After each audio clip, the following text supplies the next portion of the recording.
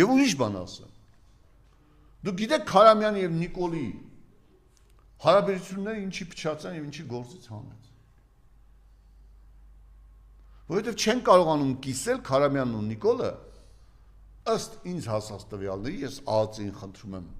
խնդրում եմ ուսումնասիրեք եւ հանրությանը ասեք, ճիշտ է արդյոք, որ Քարամյանն ու Նիկոլը Շուշիից, Հադրութից, այդ երկու բանկերից $100 միլիոն փող են վերցրել, բերել այստեղ, եւ օֆշորում Քարամյանը տարել է իր համար տեղավորել է օֆշորում, ու շատի լսեք, շահի ժողովուրդ, եւ այսօր Նիկոլին չի տալիս այդ փողը, եւ նրանց հարաբերությունները շատ խիստ ծրվել են։ ԱԱԾ ես խնդրում եմ,